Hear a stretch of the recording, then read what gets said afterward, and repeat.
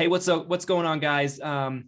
Christian Brindle here. I have somebody here with me today who's a friend of the channel, a friend of mine. I have the one and only Medicare Bob, Mr. Bobby Baish, now part of Amerilife these days. Yep. If anybody doesn't know Bob, I'll give him a quick intro. If you don't know who Bob is, you must be living under a rock, because this guy's been around forever, doing a lot of big things in the industry. But so correct me if I get any of this wrong, okay? So worked at Transact, right? Was a superstar in the call center world and at Transact, went off, created your own call center, scaled it, and then sold it to Amerilife, controlling interest to Amerilife 2 years ago, right? September of 2020 is when I sold to Amerilife. Yep. Yeah. And now I think I heard somewhere that you're the head of all call center operations now for Amerilife. Is that right? So I'm president of direct to consumer and chief of sales. So that's the official title, but basically any call centers that we acquire, I help integrate in. If we buy them 100%, they become part of our team. So we integrate their leadership and their sales teams into ours. So I oversee the call center now for Amerilife's wholly owned call center. And then also, we're doing some project with some affiliates, kind of taking what we're learning and helping share that with the Amerilife affiliates, try to help them be as successful as possible as well, which I love. I love doing that because, I get to talk to you guys, like people like you, entrepreneurs, and, which I love agents and my employees I work with. They're great. And, they've helped me build where I'm at, but I really do enjoy the conversations. Like I've been working with SRG and SMA and some downline affiliates of ours with some projects. And I really enjoy that because it's nice to talk shop and, best practice share, since we're kind of all part of the affiliated family. Yeah, for sure. I mean, next month I'm going to be at Medicare Con, as you are too, if I remember correctly. And, I love going to those kind of events because you're just ingratiated with other people around the country that are really doing that, right? They're trying to build their businesses, they're trying to build their agencies. And a lot of times you're going through maybe similar challenges as like a smaller agency like us, that other people are, right? Like hiring, what are you paying for this position? Like, what are you paying an agent right now? What's your compensation structure look like? And I to me, I love it. Like I just started going a couple years ago to events and I'm hooked on them. I love them. So the networking. Yeah. So before, Facebook and your group and Justin Brock's group and some other groups really helped create a place where people can go, a community where agents can communicate. And what in the past, we didn't have that, 4 or 5 years ago. So like I'm going with Mutual of Omaha to London, tomorrow. And that's what those trips, that was the best part of those trips is, I'm at a dinner table with Chris Westfall, Daniel Kunkel, David Kunkel, David Haas, Jagger Esch, Richard Cantu. And, 10 years ago, for all of you young insurance agents coming up, we were the bad guys to an extent, to be honest with you. Like, historically insurance was sold a certain way. And so we were disruptors. Okay. We were coming in with, we sell over the phone and we have agents that sell over the phone. And so, we were kind of the disruptors, and some legacy people were comfortable with that. Others thought we were trying to change, which the business was changing whether we were doing it or not. Right. But, so to your point, what I love about any event in general, is you're going to socialize with people that, are going through the same things. And that's really some of my best friends now. I mean, Jagger and I and David Haas, like we're extremely close. Westfall and I are cool. Richard and I, he texts me when Brady's back, so, you meet, Danielle and David are really awesome. Galen Hendricks is awesome. So like all these people, we keep those relationships because we were the outsiders kind of 8 years ago, but you have to produce a certain amount of volume to get to those trips. Right. So, which is great. And you are with other top producers. But what I like about the networking events now is, you get in the room with those people. Like I went to 8% and, 8%, my favorite part of 8% was the conversations outside of the event themselves, which it's the event was great too, but I enjoyed I got to meet a lot of young people that were in the industry or new, even older people that are new to the industry. And you just have conversations. I mean, we went to a dinner and it's like every 15 minutes, you're just talking to somebody and, just trying to help them, and hopefully they get one thing away, and hopefully, vice versa. But events are great. I think, you got to be selective because when you're first starting out, you got to work, I mean, the events are good, but you got to work. I love, I'm upset I'm not going, I can't go to your event. And Brock's event, I get to go to, and I think it's going to be great. What I really like about you guys in general is, I tell you this all the time, like, you guys know what you're doing. You know what I mean? Like, if I have somebody, I know you could hop on the phones right now and sell this. You know what I mean? Like, I know you can build an agency, and that's, not a knock on like the Med Sub conference, for example, which I think is a great conference for networking, but it's evolved over time. When I went to my first Med Sub conference, I was new to the business. I went to every single little presentation. Like, I got the schedule, circled which ones I was going to go to. And over the years, I've gone to most of them. It's evolved. Now I go to the event. I don't go to almost any of the breakouts. I have meetings with carriers, or meeting with colleagues, or meetings with other people. And because everybody's in one spot. So as your career evolves, the events and what you do at the events will also evolve, if that makes sense. No, that makes perfect sense. And I couldn't agree more with you. I think like when you look at Justin's event in particular, because I went last year, I think what I notice at some of these events is, like, you can tell who's really built an insurance business by the type of content that they're allowing on the stage, number one, but number two, what they're actually getting up and teaching about. Right. Because when I walked away from Justin's event, I was like, Justin's built a badass business. That's what I walked away from thinking, because what he was teaching and what the people he put in position up on stage to teach as well was like, these are nothing but the real deal people. And, not to knock anybody in the industry, I think I get a lot out of all events that I've been to, in some way or another, but like, I think there's just certain ones where I'm like, okay, that one, there's really great information being shared. I think it's tactical. So to your point, you can get something out of the events, all the events that are in the industry. And so but you're going to get something different out of it. What I got out of 8% was, I was motivated. Maybe, if your tank feels like it's half empty, okay, you go to 8%. Cody the dude's energy level is extremely high.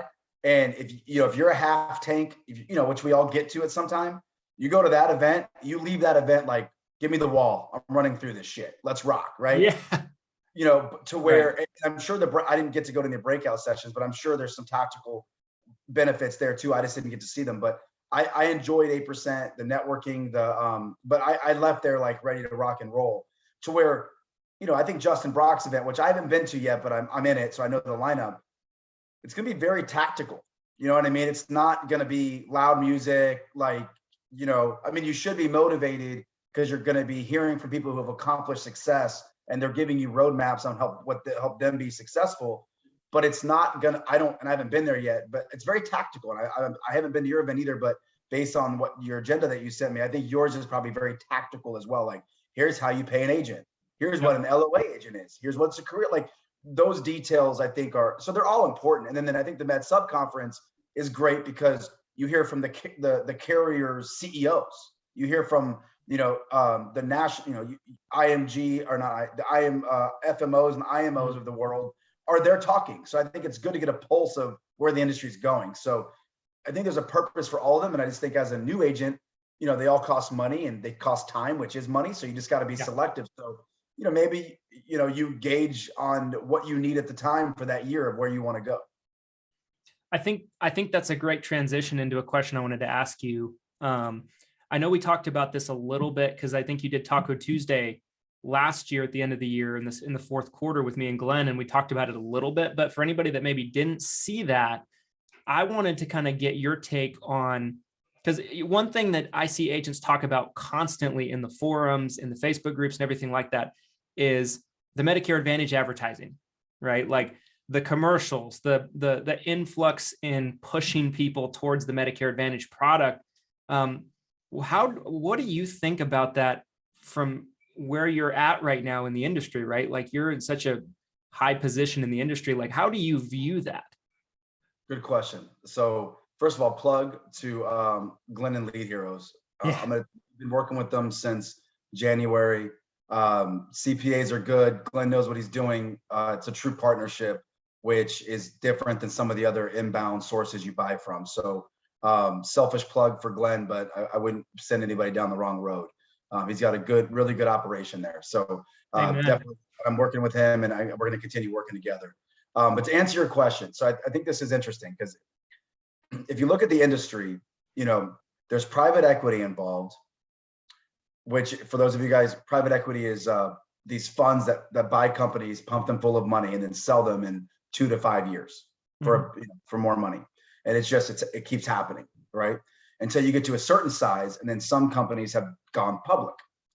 So SelectQuote, Go Health, okay, eHealth. Those are 3 of like the big companies. So when you're in my space, we're private equity owned. A lot of our measurables we lean on the public traded companies, because publicly traded companies, you can go to Yahoo Finance and you can look at all of their numbers. You can be a part of their shareholder calls. You can listen to their calls. So you can learn stuff. And I think what you're seeing for Go Health, they're losing their butt right now. And SelectQuote's struggling too, I think. And if those are just numbers, you can go to the finance, their stocks are getting plummeted. And part of that is the lifetime value. They've had to slice down to like $920 or something like that. Wow. And so crazy. It is. But I think to answer your question, it's a direct correlation. So that's lifetime values, like say $930. Okay. To me, that's a direct correlation with how that lead was generated and how it was sold. So when you're owned by these companies, you have pressure from everywhere. You have to balance private equity's short-term goals with the business long-term goals. And I think what we're seeing is over the last few years, there's been a lot of pressure for front-end economics, cost per acquisition, drive that down, drive that down, drive that down. And I think that those large companies have done that because Advantage plans, the benefits have gotten stronger, and the regulation on advertising has gotten lenient. It's like a deregulation period. And so they drove down those upfront costs. Well, the consequence of that is that person who saw a TV ad and then called you, or you bought that lead and then you sold them something, they're doing that same thing 6 months later. A lot of them are duals, but they rode that wave while they were making money with lifetime values being higher. They could report to their bosses, look, our cost per acquisition is 250, it's crazy. Like our conversion rates are this, right? And I just think that you're seeing the rubber meet the road when it comes to selling that way. A consequence of that is lower lifetime values, opposed to somebody who watches Christian Brindle's YouTube channel on a Medicare educational video, calls Christian Brindle's office and signs up with Christian Brindle or an agent. And then Christian Brindle's servicing that agent after being or that client every year or every other year. And that client was properly educated and they got what they wanted to get. That customer to me is still worth $2,000, $3,000 or more, because you're gonna get referrals, cross-sell, all types of stuff. So I think that you see that. So how do I think that's gonna affect the future? I think that I can share with you, it's done a couple things. I think the carriers and CMS don't love it as far as the flipping and the switching. I think they love the migration to Medicare Advantage, but they're trying to balance that. We already saw something come out, in October about a little bit more regulation on lead sources. But the problem with that is CMS has no authority over lead generation companies. CMS only has authority over contracted MA providers, right? So Part D providers. So I'm interested to see how they balance that. So I think what they're going to do and what they're going to try to do is press on the agencies to be stricter with the lead providers. I mean, I think I can share with you, we're already seeing that. Now, how successful that's going to be, because let's just be honest. I go to a lead provider, I say, you got to get your marketing piece approved. So they go through that process with us. We get a CMS thing on the bottom with a code, it's approved. How do I then regulate that vendor is only sending me leads from that approved market piece? I can't. Yeah. I was like, I don't know. Yeah, I can't regulate that. So if I'm working with a vendor and they get a Facebook ad approved and they call that ad, and they warm it up and transfer it to me, I'm in compliance. Right. And I made them get that approved. But how do I know that's really what they're calling off of? Like, how do I know they're not doing some clickbait ad somewhere else that's not that's not compliant? It's a challenge. And the reality is I have no authority over that vendor. CMS has no authority over that vendor. Right. So, I think it's I think it's going to have to be us making the change. I think the unit, I think we're going to have to learn from the experience of the bigger companies that are realizing, selling business this way is not really long-term effective. But again, when you have all these companies being bought with short-term interests, they want those front-end economics to be really strong. So it's going to be a balance. I think it's going to come down, to either the customers really, I don't know. I think it's going to come down to the agencies, learning from other people's mistakes that it doesn't work. So I anticipate the carriers to still really lean on the agencies to make sure that their lead vendors are compliant as possible. But that's going to be a challenge on our end to make sure that we do that. Yeah, that makes a ton of sense. It's interesting because we're hiring agents all the time, right? Internally, trying to bring agents into the office and then we also have been doing some local recruiting events, right? Like trying to get some traction on the FMO side. And one thing that I'm seeing a lot of people come in, because we have all kinds of GoHealth employees come in, right? People that are employees of GoHealth. And I hear the same thing from pretty much all of them, is that they don't feel good about what they're basically put in a position to do, right? They don't feel good about what they're being asked to do. And that's kind of the similar trend I've gotten from probably 10 different people I've talked to that work for that company in the last, I don't know, maybe 2 months. And they almost feel like it's just about flipping the plan, whether it's good for the client or not, right? And so when you think about that, if the client gets flipped into a plan, maybe they're in a plan that's a B plus, right? For their situation, they get moved to a B minus or a C plus or something like that. Then, how long could they possibly keep that client, right? I think that's the way that I look at it. It's interesting to see. And, I think it's interesting to see kind of what's going on with SelectQuote and GoHealth and their numbers and everything like that. I think it'll be interesting to see kind of what their approach is, right? And kind of what they end up doing going forward to maybe re-strategize what they're doing. I think you're going to see a pivot to our long lost friend, the Med Sup. I think you're going to see lost friend. I think you're going to see some activity around because again, it's going to come from the money. So one of the reasons MA is pushed is the carriers are pushing, have the money because it's the government's giving them money. So right. At some point, when the economics stop working, that money is going to stop coming, and people are going to have to pivot to more of a T-chart approach of hey, here's your options, which one's right for you, and go from there. So yeah, I can understand that from GoHealth. The other things I've heard from those companies is, they use the same growth strategy to go from 50 to 100, from 100 to 200. And then at some point it broke, from 1,000 to 2,500 or something. Their training program fell down, or their senior leadership broke down, or something broke down. But that's interesting that they said they don't feel good about that. We sell a lot of MA, and the way I don't want to say justify, but the way I feel good about it is, I think there's two types of Medicare customers that we help. There's education, the ones that need education, and we're going to help them, new to Medicare or never really been taught. But then there are people, that want more benefits.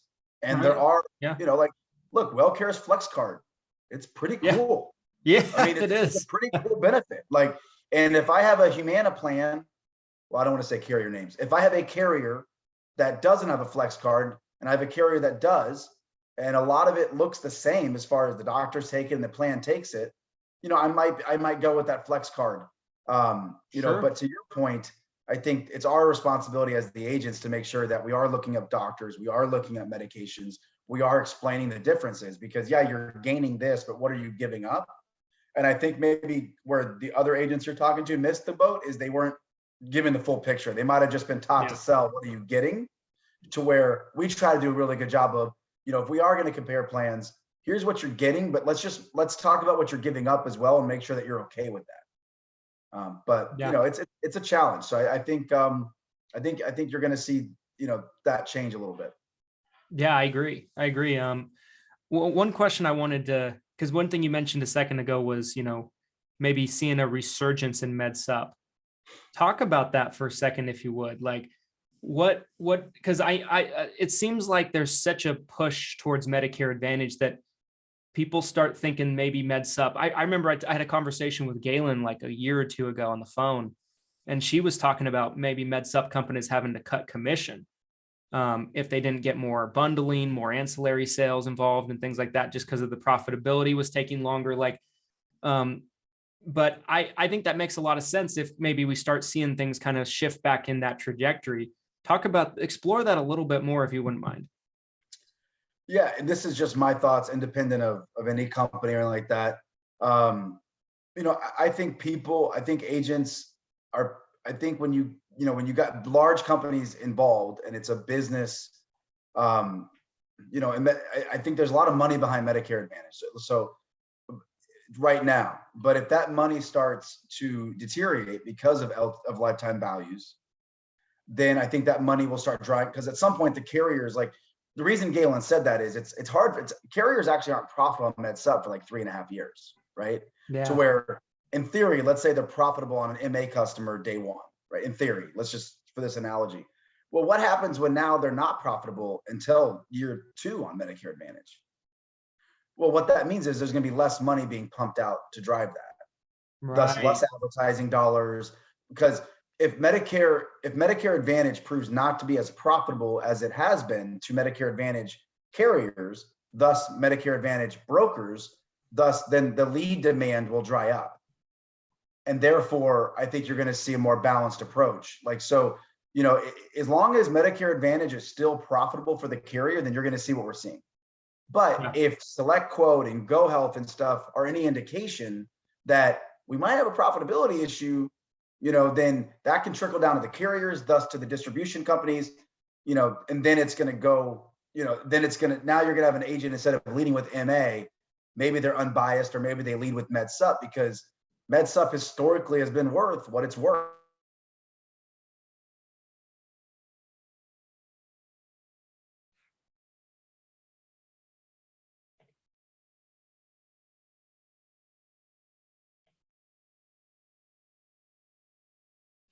If the money starts being affected, then the advertisements will be affected, and then that will change the consumer's perspective possibly.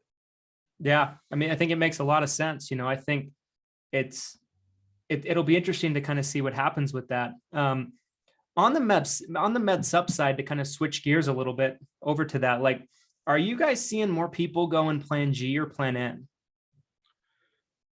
Yeah, both still. I'm still high on Plan G. I know, and I'm actually going to be with Westfall this week. He's been on Plan N for the last couple of years, and there's nothing wrong with it. I like Plan N, and I think Plan N is fantastic. The carriers like Plan N. It's very good for the business. But until the price difference gets more, spread out for me, to me, it's just, if someone's got $90 to pay for the security of not worrying about a bunch of big bills, they probably have $125 a month to not worry about anything but the deductible. Right. So I agree. Until the Part B deductible gets really large, but even then, I mean, and you have to pay that. So right. Either way, until the spread of Plan G and N get very separated, or if med sup carriers come out and offer a lot more bonuses for N, which that could happen. I'm not behind the Plan F strategy. I know some carriers have a Plan F strategy. The argument of there's no GI or open enrollment business in F, F and G weren't that spread out even when F was the GI plans. I'm not buying in that G's all of a sudden going to have these rate hikes because of GI and OAP business, like any different than what we saw with Plan F for 20 years. Right. I mean, 5 years ago, I mean, it was sometimes tough. If someone had a good price Plan F, it was tough to talk them into going to a G because it was $100 annual savings. Like an F was the GI plan for 30 years. So, I could be wrong. I'm not an actuary, but like, I don't like, I know people like, oh, G is going to get skyrocketed. I'm like, F wasn't skyrocketed in comparison. So, but I'm a big fan of G or N. Yeah. We're selling both to answer your question. I rode the Plan G wave a lot. Like, one of the ways I made a lot of money is the timing of Facebook and the timing of the changes to Plan F. Like Facebook wave was right around 2015 and 16. And that's also right around the announcement of when the Plan F going away in theory. So we did a lot of G plans. And when we talk to them now for annual reviews, we're still selling the bulk of those people other G plans. Touching on your lower commissions on Med Sup, I could see that happening. Like, but I could see it going from top level being 25, 26% to like top level being 18 or 19. I could see that. But yeah, I mean, it's interesting because like, I know for me, I've been a big fan of the Plan G myself, and I think I've seen other people kind of present the argument in a way to where they're like, well, if you break down the difference in the premium, like how many doctors would they have to see to make up the difference? I'm like, yeah, but some people don't want to worry about that. Some people don't want to think about, okay, I got to see this many doctors or less in a year. Some people just want the convenience of it. It's kind of the way that I've always looked at it. And yeah, I mean, we probably do more Plan G than any other Med Sup in our office. And we still do Plan N. But one thing I've noticed, and I was curious if you've seen this too, is like, I think the market is also going to determine maybe which one's more attractive because there might be a bigger price gap in one market versus another. Because I know like here in Utah, it might be like $15-20 difference and that's it.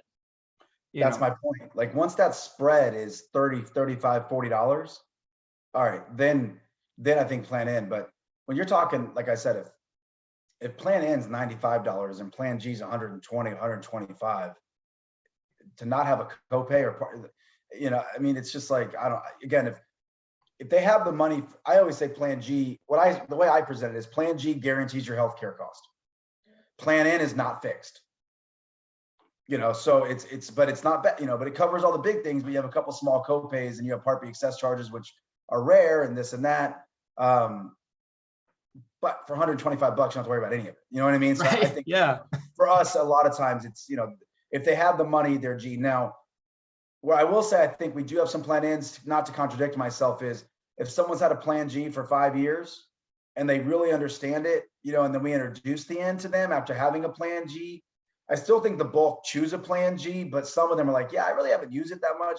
But then the argument is, well, if I've sold it to you at 67 5 years ago, and now you're 72, is now the time to downgrade your coverage? Like, not that it's a big downgrade, but it's technically a downgrade. So I think G still has some, to summarize that point, I think G still has some run in it, man. I don't, until that, like exactly what you said, unless that spread is significant, why not pay a little bit more money not to have to worry about anything?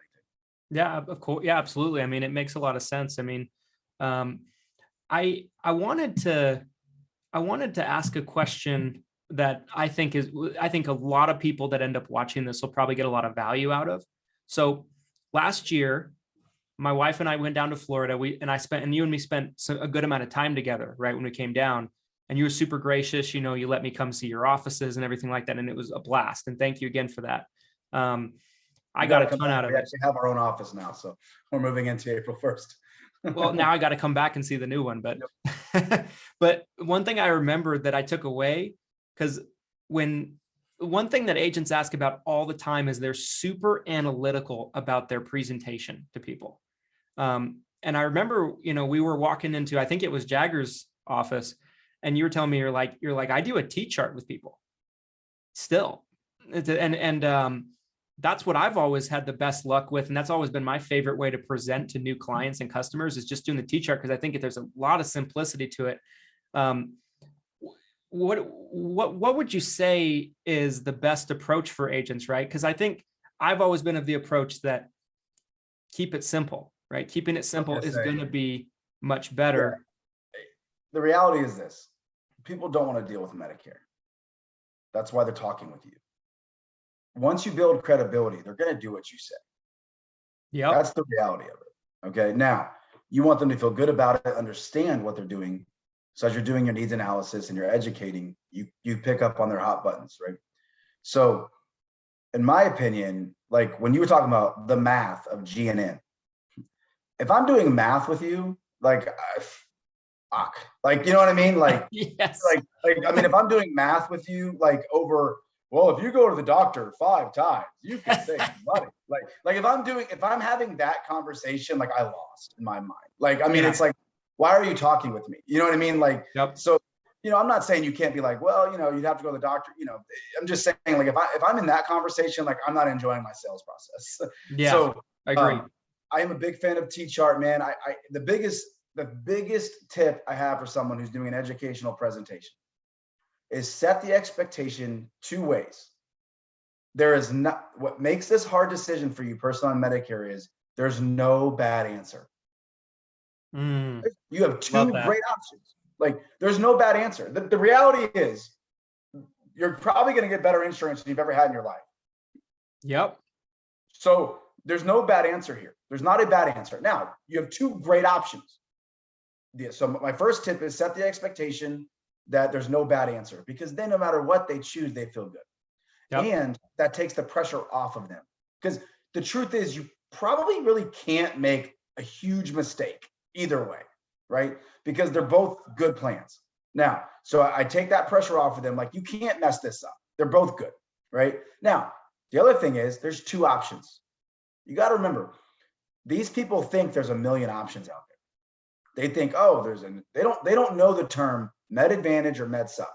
They just know Blue Cross has a plan. Humana has a plan. Cigna has a plan. You know, my neighbor, Sue, has one plan she doesn't pay anything for. This girl I play bridge with pays $100 a month. That doesn't make sense to me. If they're both on Medicare and they both have a supplement, because Sue told her friend she has a supplement for 0, and the other friend said she has a supplement for 100. So the biggest thing is if you're selling insurance with Medicare, you got to fight the anxiety that they're going to make a mistake. And by telling them that there's no bad option, which is the truth, that helps. And then you just get through the clutter and let them know everything you're seeing fits into one of 2 categories. It is either this or it's that. And then I go to my T-chart. Let me help you identify what is this and what is that and what are the differences.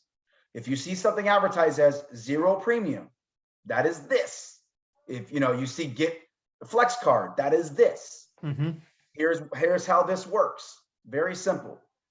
If someone pays a premium, they most likely have this. And you're paying for flexibility and predictability. Like, do you see value in that? So I really keep it simple is the best way to go. If they, occasionally you get those people that really want to get involved in stuff, and that's great. Now you sell both face-to-face and over the phone. Yeah.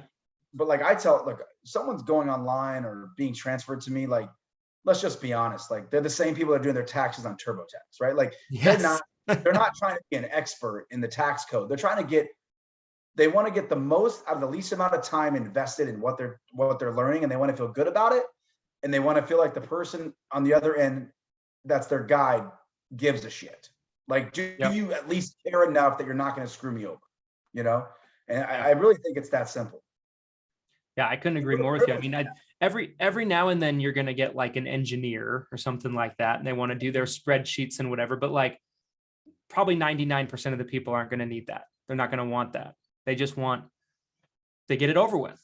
They want you to build. They want to feel like they want to learn enough that they feel like they can make a good decision, but they're really leaning on you to help them make that decision. And that's why I tell people, look, I'm your guide. This is going to be your decision. Now, I do this every day, all day. You're not going to get off the phone and know as much as me. And you don't have to, because you have my phone number, right? But you're going to know enough that I can advise you on which type of coverage is right for you. Like, and set that expectation and then do your thing. And keep it simple. Yep. I mean, I think that's huge. And, I've seen so many agents, and I try to point them in the right direction, because I see so many agents and I can tell they put a lot of thought into their presentation, but they'll start going through it and it'll start even losing me a little bit. You know, it'll be so convoluted, and I'm like, keeping it simple. I think keeping it simple is better. If you, when you're presenting Medicare and you're talking to the average person and you say to them, if you worked for 10 years, you do not have a Medicare Part A premium. You are giving them too much information. Yep. You are confusing them. I've been guilty of that. And yeah, 99% of people you talk to don't have a Part A premium. So why are you bringing that up? Like, remember, they only have so much capacity to listen to what you're saying. So why would you waste a statement on that to us sounds like it's not confusing? But to them, it is. Well, wait a second. I was married. Does that count? I got divorced. Does that count? Like, you know, and by the way, you're talking to them and they already got their Medicare card. Like, you have A and B, you're good. You're going to pay 170.10 for B, you know, like, or if you like, I've heard people like, well, if you have this amount of money, you're going to do this. Like, most people pay the 170. If they have the IRMA, they know it. They know it. You know what I mean? Like, they know. So I just think keep it simple. To me, it's here's what I do my fact finding. What is your current coverage? I make sure that I'm not going to hurt them, right? Like if they're TRICARE, I don't want to mess that up. Or if they're VA, I want to make sure I don't get them, you know, I want to make sure, you know, if they have if they have the option of keeping their group, but their spouse has no access to coverage, you know, I'm going to advise them to stay until, you know, so like I do that part. But then when it comes to educating them, here's A and B, which by the way, here's my A and B. Part A deductible is this. If God forbid you're there longer than 60 days, you pay this amount per day. Part B is this deductible for the year. And once after you pay that, Medicare steps in, pays 80%, and you would have to pay the other 20%. And that's the real scary part to Medicare because there's no limit. And you can go to any doctor, any hospital, and Part B costs this amount of months per month. That's my Part A and B explanation. Yeah. I mean, that's all that's needed. Yeah. I mean, what is the Part A deductible right now? Geez, 1,500, 1,600, 1,700. It's a lot, right? I don't even remember. Something like that. That's enough. That's enough. Like, that's enough to get somebody to understand that they need something. And then you do the 20%, like, you know, that's enough. Like, you know, going into all this, like, if you're in the hospital starting day 91, then you pay this. And then you have lifetime reserve days. Like, what the heck? Like, they don't, like you're just going to lose them. You know, now you sell face to face and, you know, you want to have a nice printout for them and you can show them stuff. Even then they're going to zone you out, I promise. But doing that over the phone is sales suicide. It ain't gonna work. Yeah, I couldn't agree more with you. I was doing a training the other day with a new agent, and they were kind of questioning me about some of the stuff. They're like, don't you mention this? Don't you mention this? Don't you mention this? I'm like, one thing you got to keep in mind is in our society today, and seniors are no different, the attention spans are shorter than ever. I'm like, you have a finite amount of time to keep their attention on you. You don't want to waste that. I'll give you an example. I'm not a manly man. I'm not. I don't know how to fix things. We just got new beds for the boys. My wife put them together. Okay. Like, I'm sorry. I'm not that guy. I don't know anything about cars. Okay. When I go and I meet the guy that I trusted over the years about what needs to get done to my car, I don't even know how many miles I need to change my tires. But the guy I've gone to for 15 years tells me when I need new tires. I know the oil light comes on, so I take it for an oil change, right? He tells me every other one, well, you need a new filter. I believe him because 15 years ago, he earned my credibility. I don't want him to tell me, well, you need this for the transmission fluid. And can't even give me an example of a detailed, like when they start talking like that to me, I'm like, bro, can I just talk to the guy over there that's helped me for the last 15 years? Because just tell me what I need to do. Like, because I'm going to do it. I need the car, right? So to me, that's my perspective. Like people might look at this and think, man, you guys have gotten cocky. You don't really help people. Like it's the opposite. We're actually helping them better by learning over the years what people really need to know and what, if they ask, can come up. But like, it's just like if someone's new to Medicare, I don't need to tell them all of the SEPs that exist. Like, well, look, right now you're in your initial enrollment period, you know, but if you're moving, like you have a move, and if you had group, which you don't, but if you did, you know, you would have LEC, SEP, like you're like, that's like, you don't want to give them too much. Like you just want to help them. So please don't take that the wrong way, guys. Chris and I promise you're the good guys. We help people. But that doesn't mean by helping them, you know, we want to give them what they need to know. And how do we know what that is we've helped thousands and thousands of people, like thousands. So, you know, we're experts. Like, we're not new to this. We know what they need to know. I just want to make sure no one's watching like, man, those guys don't help people. Like, we do. We just do it efficiently. That's exactly it, right? It's an efficiency thing. It's a volume thing to where you can help more people in maybe a shorter amount of time than if you spent too much time. I think you spend too much time on certain things that aren't relevant with people. They're going to walk away feeling like more confused than they did before, right? Why did They're not going to feel clear. Yep. Why? Like, okay, lawyers. If you ever had to work with a lawyer, I don't want to know the law. Like, when I did my deal, I didn't want to review all those contracts. That's why I hired him. I want him to go through and tell me, what do I need to worry about? And what do I need to contest? Okay. I mean, it was a 6-month process of like 5 of these thick contracts. Like, that's why I paid him $100,000 to do it. Like, you do it. But like, I want to be involved enough that if you need my advisement, like on my non-compete or whatever, like, I want to contribute, but that's why I'm paying you to do this. Like, so they don't pay us, but we get paid to help them. So I agree with you. I think it's better to keep it simple. And I think those 2 takeaways, just to summarize this, is set the expectation that there's no bad option, because there's not. And also there's 2 options. There's 2. Everything fits into this or that. Yep. I couldn't agree more. I have one last question for you, and then I know there was a couple things that you wanted to discuss. Yes, sir. I wanted to get your take on something that, because I think last time we did a video one-on-one together, it's been like 2 or 3 years now. I know time. I was like looking at it the other day, and I think it was 2 years ago last time we did a video one-on-one, and kind of preparing for this, I went back and watched it and listened to it, and it brought up to me some conversations I've had with a lot of newer agents, or maybe they're agents that have been in the business a while, and maybe they've made a living, but they're not making a living as big as they would have liked, right? They're not maybe capitalizing on their potential. And it seems to be a similar conversation with a lot of these people, to where I'll talk to them and I'll be like, okay, what are you doing to grow your business? And of course, on the independent side, they're doing a lot of grassroots marketing. They're doing a lot of networking, which I'm a big believer in all that stuff in the independent world. But what they're not doing is they're not spending money on their business. And I'll bring that up to them and be like, I think you should start spending some money in your business. It doesn't have to be your life savings or anything. I'm like, but you should come up with a marketing budget on a month-to-month basis. And I've had this conversation a couple times, to where the response I'll get back is like, well, I need some kind of guaranteed return on my marketing spend. And going through this video that we did a couple years ago, you were talking, I think this might've been before you sold, but you were talking about doing Google advertising, and you said some obscene amount of money that you spent on Google advertising. You're like, I spent X amount of dollars last month and it didn't work. Yep. And that just like clicked for me. I'm like, I wish everyone would understand the reality of building a business. And there's no guarantees, and not everything's going to work, and you got to test things. So, yeah. So the biggest thing you have to do, here's what I tell people: you have to reinvest in your business, and that's time and money consistently. Especially early on, man, those first 3 years, but even afterwards. I mean, I paid myself 120 grand from the day I opened till the day I sold. Now I had some equity disbursements the last couple of years where I was able to, get some chunks out.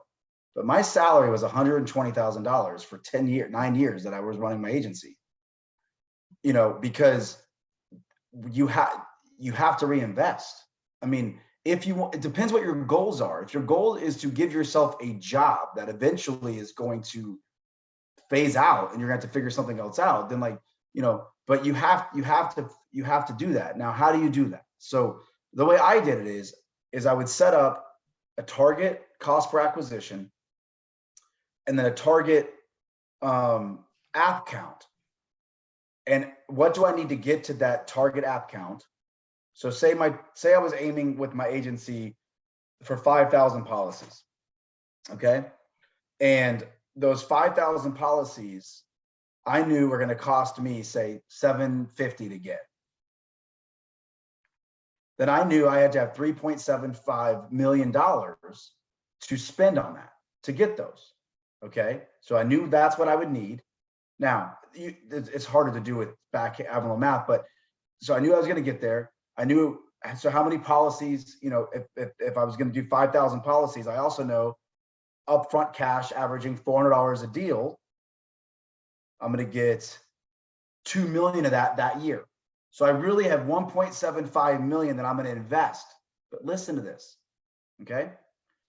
If I invest that 1.75 million into the business and I do those 5,000 policies, and those policies are worth, on average, just easy number, just $1,200. So nothing crazy, okay? Then if I take the 5,000 policies and I multiply that by my the $1,200, just to make it easy, and I subtract the 2 million that I got already, I'm investing 1.75 million to make, let me do that again real quick. So to make almost $5 million. No brainer. It's a no brainer. So, so like, and you don't get, I mean, it's just, to me, it's hard. I can't relate with those people that, like, here's the deal. Like, people say, how do you raise money? There's different ways. You could sell equity, you could borrow it, you can sell a book of business, right? So people ask me like, hey, Bob, would you sell a book of business? I go, it depends for what?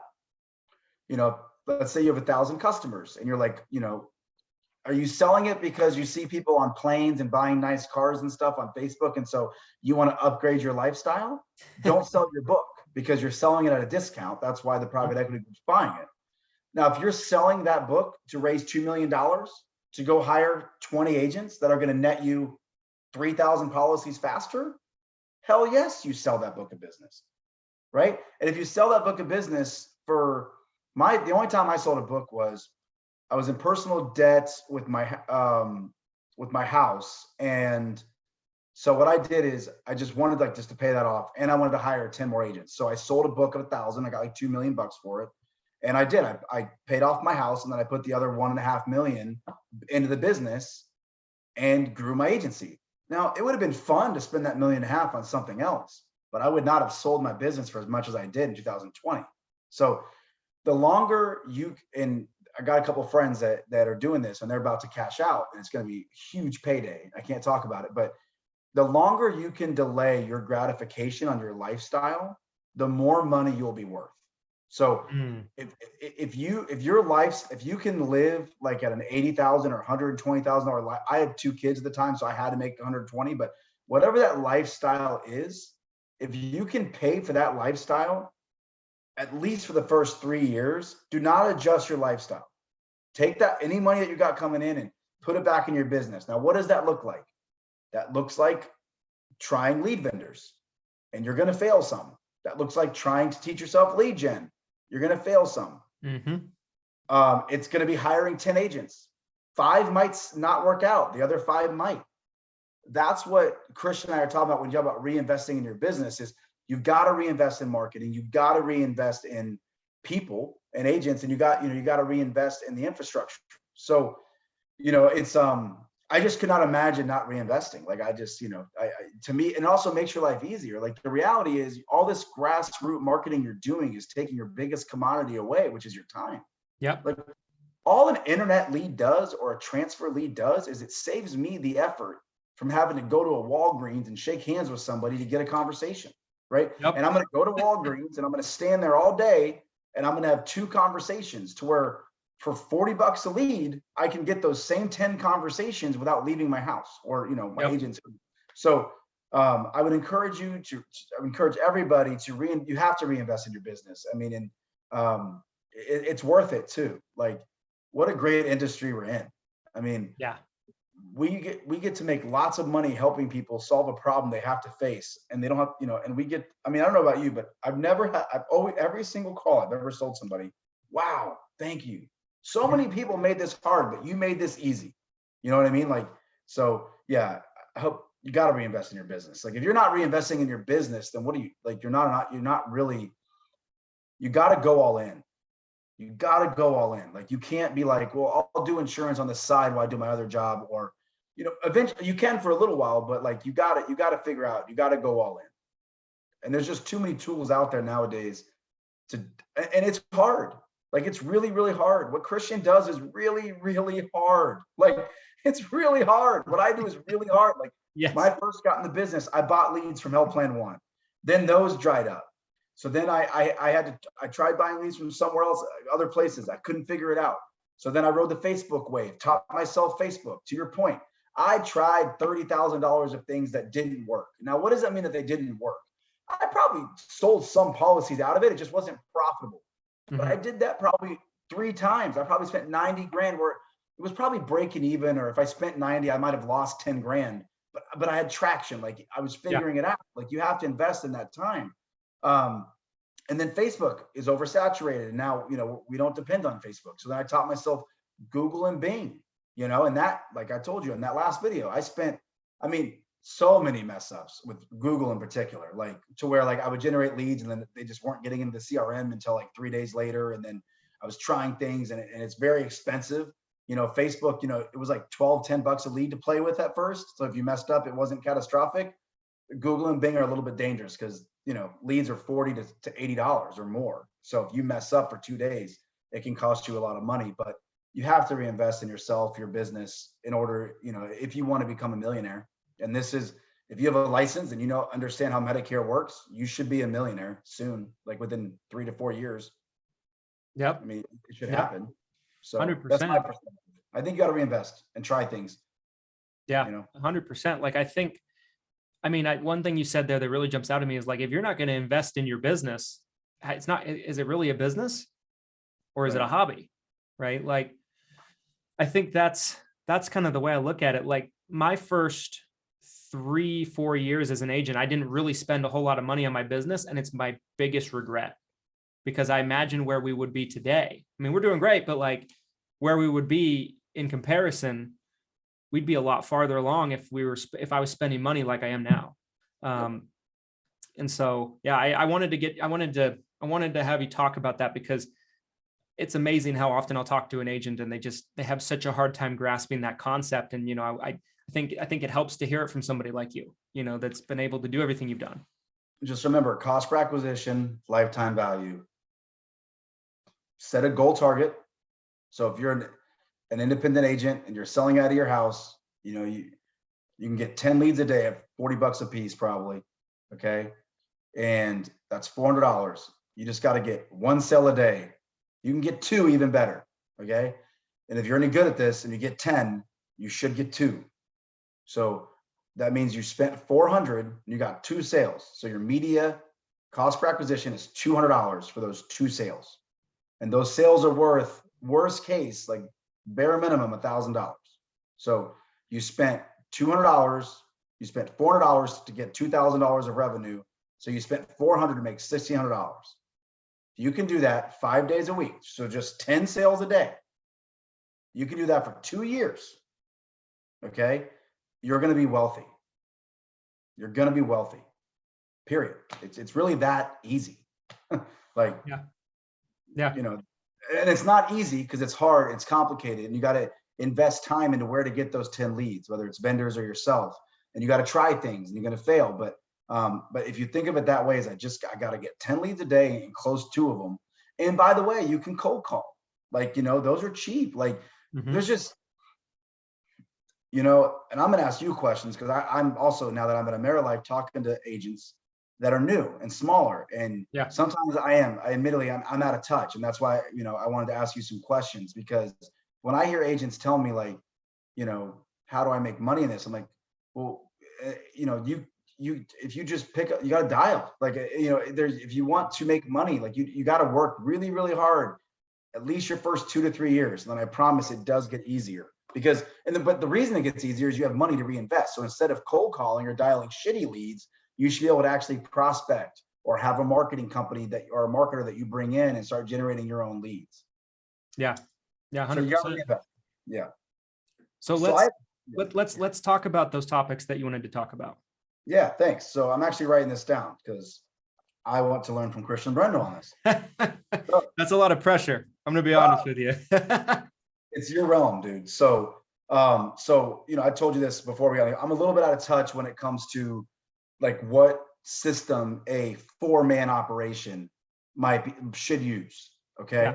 So also, I don't know if you already have this or not, but if you could do content on how Medicare Advantage plans pay out, I think that'd be a great video for you. Like, because I mean, even I'm confused on some of that stuff. Like, but we don't have to talk about that just yet because I think that's a huge topic. But if you're looking for content, I would watch that video over and over again. You know, like all the rules with Medicare Advantage commissions. I think that would be huge. That's a great idea, actually, because I'm always trying to think of good topic ideas for videos. That's a good one.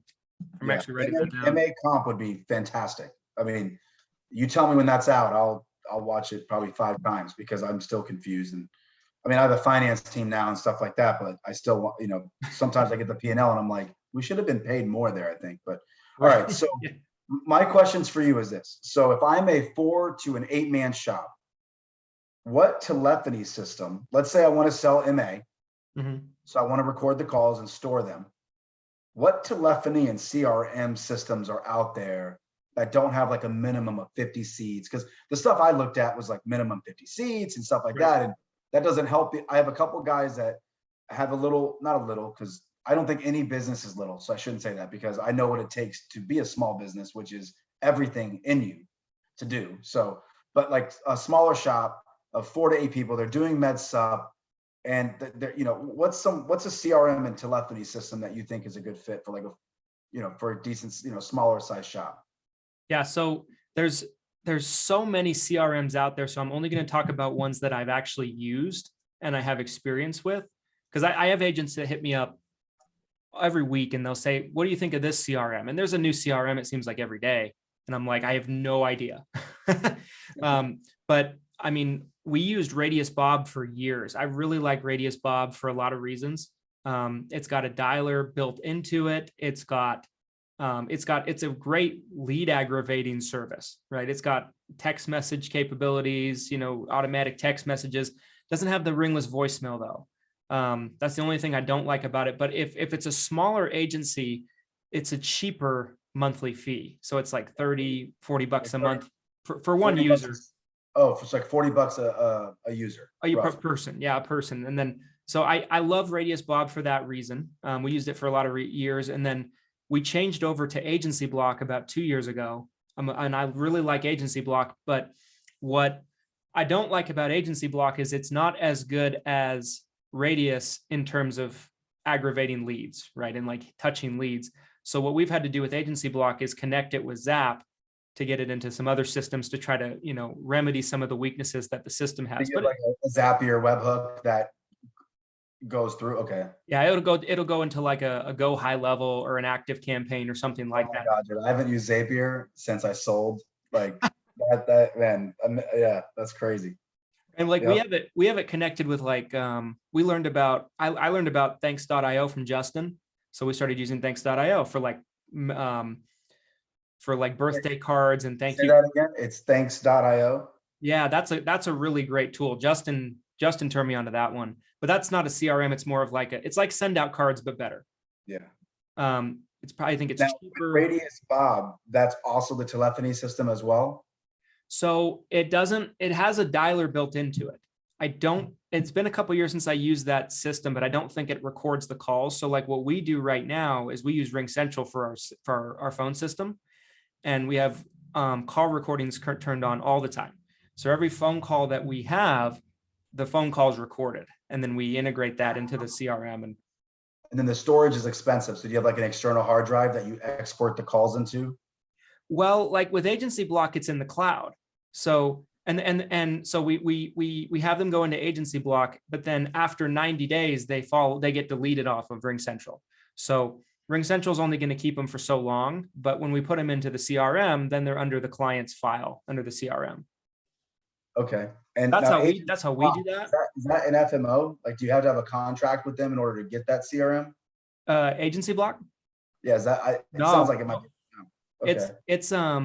It's just like they're just a independent company like that. I know. I think Justin used them for a while. I don't know if he still does because he's got Go Guru now. He's got his own. I think he built his own. Yeah. Or Go High Level. Or, something like that. And so I like Agency Block, but that's its weakness probably, is being its ability to touch the leads. What the reason why we switched over to it was because we started contracting tons of agents, right, all over the country. And Radius Bob didn't have the capability of storing agent information like licenses, writing numbers, all that stuff. Agency Block does. So we needed that. And where its weaknesses lie in terms of the lead aggregation, we've been able to fill with other platforms. But the one we just started using, like in the last 30 days, that I really like is Eric Fierro's Go High Level CRM. He calls it Done For You, DFY. So he's put a lot of work into that, like building out. It's somebody else, by the way, that knows his shit. Yeah, he really does. He really does. He's the best.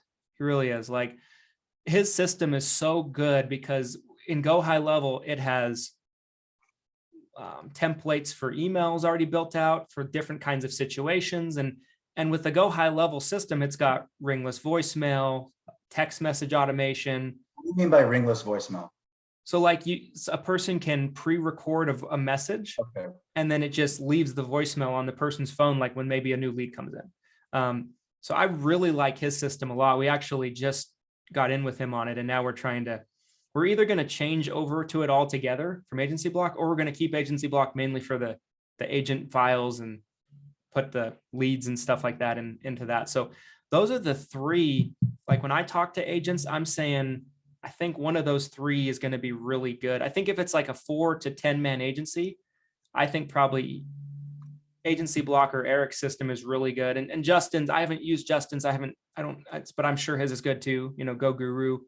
And it's built on, the Go High Level platform as well. So, but I really like Eric's. I think Eric's is really good for follow-up and automation. And I think that's probably the best one. I think he's taken advantage of that platform, unlike anybody that I've personally seen. I think he's done a great job. Awesome. Cool. So thank you. That answered, that was one question. So I think MA comp is a big conversation. I think you could do some content on that. I would love to watch. Yeah. And then CRM, let me think if there's any other questions that I haven't been able to answer that you might be able to. What are you, like, cheaper lead sources I'm investing? Like, are there data lists that you're willing to share that you recommend for them? Or like, what are you, 4 to 8 man shop, or like, what are you thinking about, like, for lead? To me, our perspective is digital marketing has really been absorbed by people like us that, are willing to pay a lot of money, and we're really smart and we're scoring leads. So like, I'm nervous when I tell them to get into digital marketing at that size. I think that they can leverage third parties that do it smarter than they'll be able to do it in the short term. Is there lead source recommendations? Not giving any secret sauce away or anything, but anything that you recommend to people?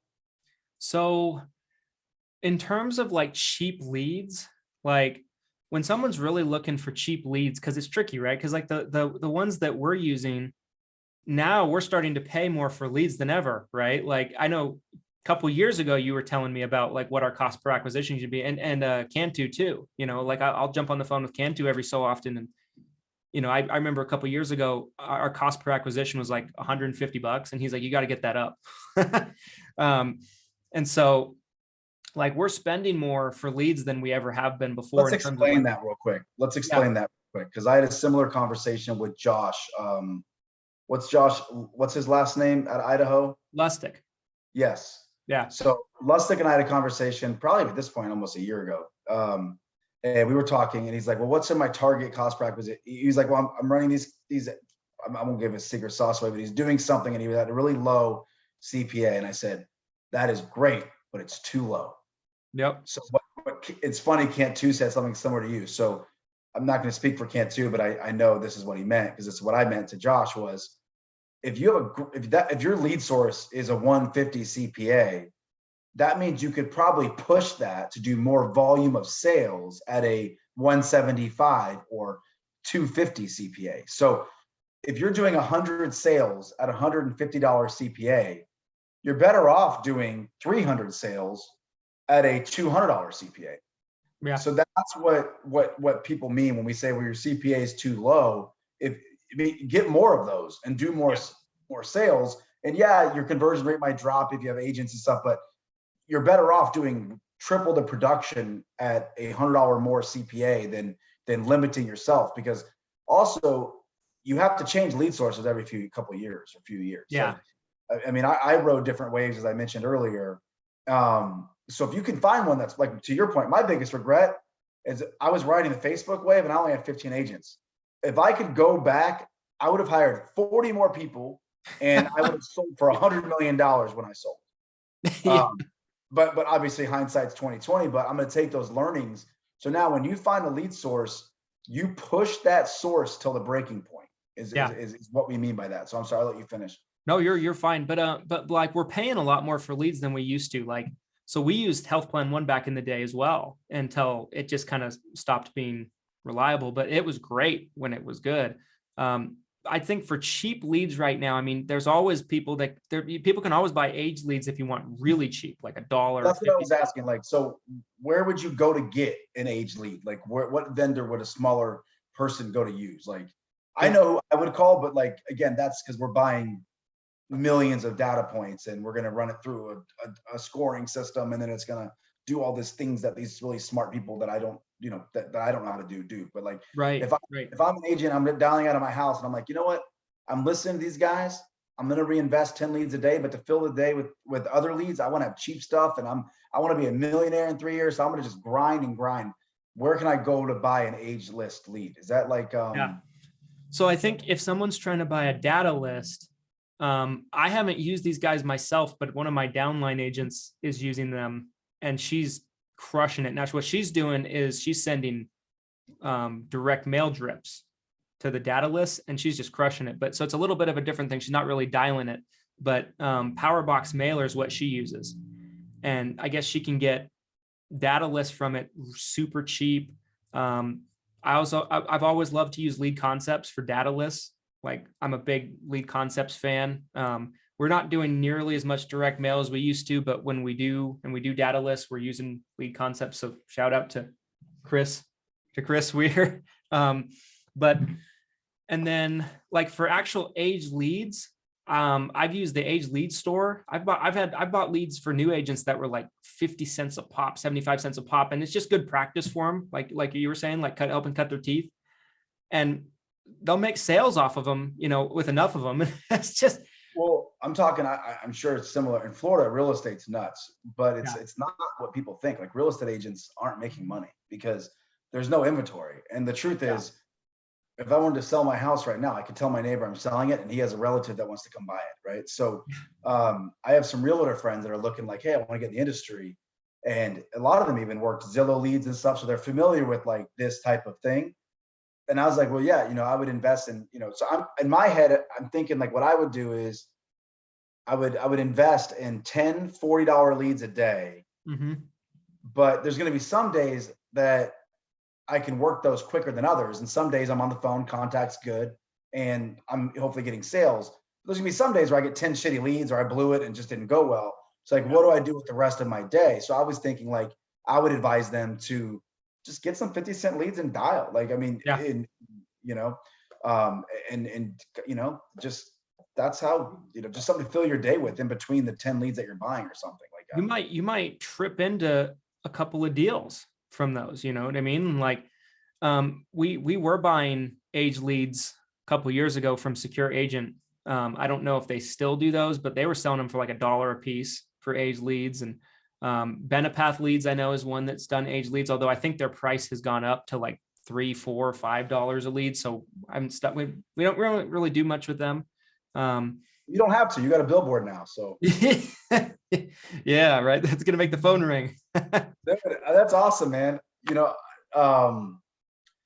I actually think, and we can, I know this is a long call, which I told you probably would be because I talk a lot. So, but I actually so I guess we can close with like where I think the niches are in this market. As we talked about, the large call centers are adjusting to certain things, and your billboard made me think of this. I think what you and Brock are building is extremely sustainable. And I think it's profitable. And I think that it's where I call you guys a hybrid. Yeah. So like, you guys have your face-to-face. First of all, you guys have 3, 4, you guys have tons of channels, right? So you got your social channels and stuff like that, your training and your events. That's a channel for you. Successful. Like I consider you a behind the agency type of guy, right? Like you've done it. You can share that success story. You've got your downlines that kind of go together, right? Like, and you actually are, if I could work with an FMO, you actually do this. Like the problem with the big FMOs is like, you're talking to somebody who can help, but they're not you. They're not Brock. They're not someone who's done, right? So that's huge for you, your FMO business, which I would endorse you or Brock or anyone who's actually done this before, opposed to someone who hasn't. And then you've got your face-to-face channel, and then you've got your selling over the phone channels. Yeah. Like it's just so diversified.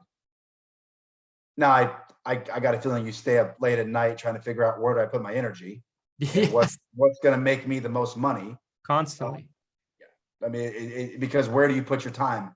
You only have so much. So the next step for you will be to investing in people to help you with that. Yeah. Yeah. 100%. Like how you reached out, like you'll figure it out, but that's your next reinvestment is in those 4 channels. I need someone to help me.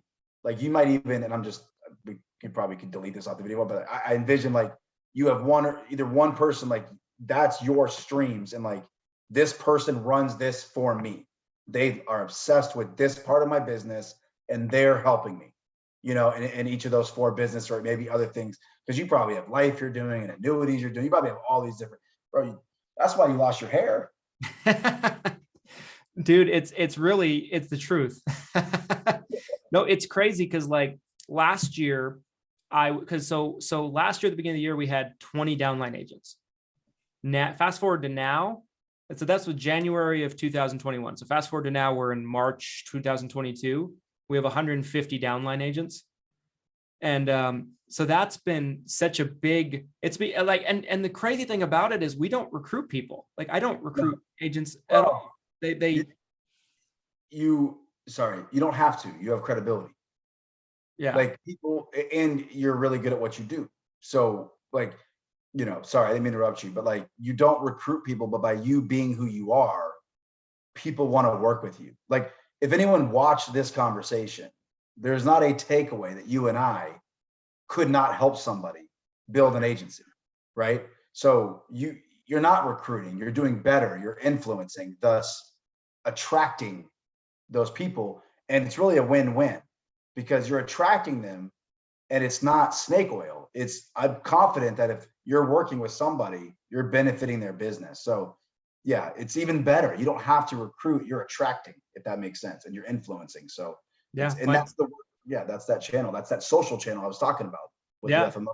And I appreciate you saying that. I mean, because coming from you, that means a lot. But one thing we had to do this year was like we would always delegate contracting to different people in the office, but it wasn't ever their job, right? It's people that work for me.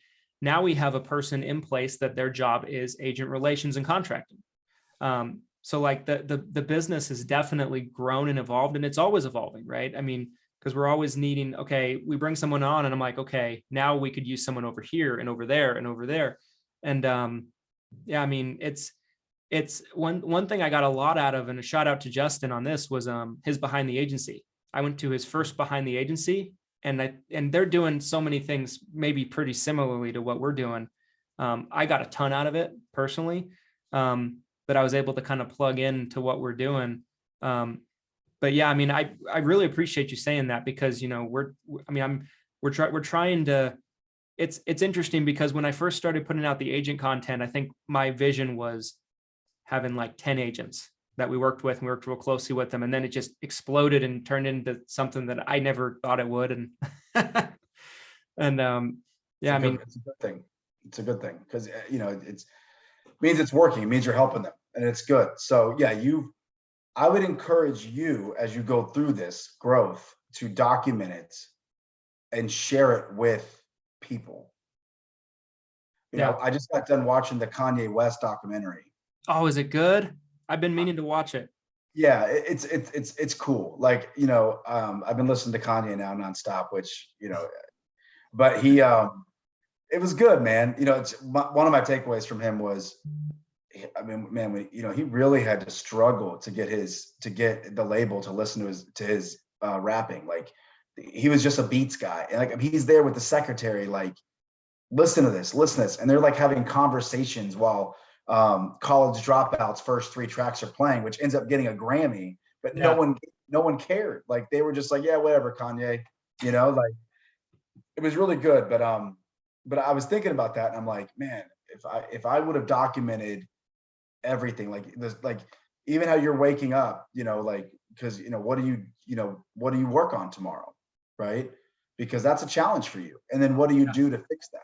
Like, and how are you going to solve those problems? Because hopefully the downlines that you're helping are going to experience those same growth challenges, which a lot of us in the insurance industry, we are good at selling insurance. Thus, we now become a business owner. Yep. Here's a news flash. We're not instantly good at being a business owner, just like we're instantly good at selling insurance, right? So that is so true. As you evolve, I would encourage you, like, I would like to watch that. So I don't know how you can do that, but I think there's value in watching you evolve now that you're here. So how your next level, what does that look like? Because there's going to be, right now you're helping people get to where you are now, which is huge. But a lot of those same people are going to need help getting from where you are now to the next step. And so I would encourage you to find a way, whether that's just getting a tape recorder and getting your thoughts out loud, whether that's more, Brock obviously documents everything. He's got Cedric. Cedric, yeah, who's an awesome dude, by the way. Yeah, he's great.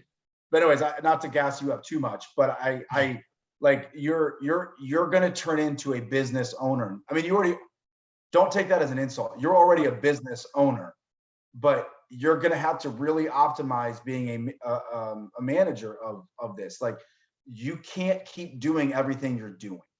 Yeah. And that's a problem we all get to. So challenge yourself on how you're going to solve that, and then maybe share that with people so they can solve for that too down the road. I don't know, just a thought. I love it. And I think it's super valuable. Like, I know this year I stopped personally selling. Because that last year I was personally selling all year, plus doing all the agent stuff and everything else. And I thought I was going to kill myself by the end of the year. I can relate. So I stopped selling a few years ago, primarily. And maybe you can relate to this. So maybe this is another video and we can stop, whatever. But what I liked about selling was I had this instant gratification. I started something and I finished it. Yeah. I left the day with 4 sales. I did shit that day, right? Like, I did it. Yep.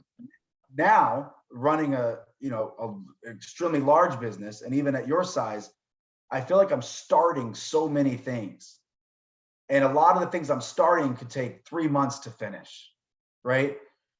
So it's like, it's a challenge for me and my psyche of like, what did I do today? Yeah. Like, you know what I mean? Like, sometimes it's like, it's paralysis. It's like, I got all these things to do, and I know I'm working towards these goals. So what I've had to become, your next evolution is a business owner, which you got to get people like the roles of licensing, contracting figured out. You're going to get QA, like those steps, which I'm happy to give you advice on, offline on how I did it. Yeah. I'm in a situation now where I'm in project management, like, world. Like, I have Jura, which is a project management software program, and I've got 30 projects, and every week it's just meeting about prioritizing those 30 and getting status reports from my team on where are these going. Yeah. And sometimes it's like, I feel like I'm just herding cats, like, but it's necessary. It's how you run a huge 14 company. million budget, so big company. Yeah. But I think it's just, remember, anything you're going through, your downlines and the people that follow you are going to go through the same thing. So just, don't forget to like share with them what you're doing to, here's a problem I have. I've got different people doing licensing contracting, which is not part of the job description, which, by the way, I end up having to showing them every time to remind them how to do it. So I almost might as well do it myself. Well, that was a problem. Yeah. So to solve that problem, I hired a dedicated person, spent 2 days training them, and now I don't have to worry about that anymore. And by the way, here's how much I pay them, and blah, blah, blah, blah, blah. Like, I think people would find that helpful. Yeah, 100%.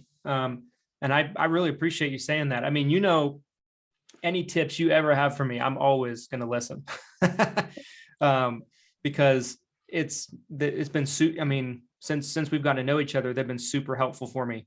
I'm just going to leave you with the tip is you got to figure out, you can't keep doing everything. Yeah. You're getting too big. So you got to figure that out. Now I got lucky and you will too. And Brock did, like, not lucky because it's who we are. We inbreed, our leadership styles breed loyalty and breed talent.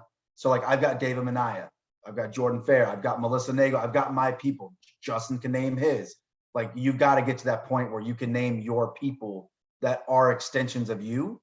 And then that's who you have to invest in to help them grow their departments and their leadership, because you're going to get, if you do that, I promise next year when we talk, you'll be at 250 downlines and it'll be managed. Cause you're getting to that point where, you're getting pretty big, bro. 150 is not, that's not, It's crazy. It's crazy. It's good for you though, man. I mean, there's lots of campaigns, large FMOs run to try to get even 50 agents. And the cool thing about you is you guys are going to produce. Yeah. So the next, and I'm sorry, I'm rambling now, but like, I would look at those 150, bro, and you might have to create, maybe one way you solve for it is you create a program, you get someone to work with you and run that, and you have a certain program that gives more access to you to help them. Make sure the person that you there is helping them is really good too. But like, you can't waste your time talking to someone who's not writing apps. Right. But at the same time, if they want to do better and want to do more, you have to find that out, because your time is, you got little one, you got your wife, you got to figure, just make sure you figure that out would be my challenge to you. And that's what I'll leave you with, is just figure that out. Well, I love it. I love it. I know that we're pushing it on the time that you have to go, right? Because I know you said 6:30, you got to go pick up the kiddo, but thank you so much for all your time. I really, really appreciate your friendship. And this is a killer video. So I think it's going to help a lot of people. So I really appreciate you and everything that you do. Awesome. Well, like I said, I'll be in Alabama with Brock. So I'm excited to see you there and give him a hard time. I love him because Brock's the most easygoing guy. Yeah. When he's speaking or throws events, like you see Brock, like, hyper focused. And so I'm gonna have, it's gonna be my job to help keep him relaxed, I think. So it'll be a good time. So, but you too, man. Bless you, dude. Keep killing it. And I look forward to seeing you here in a little while. Sounds good. Well, appreciate you, brother. Talk to you soon. Thanks, man.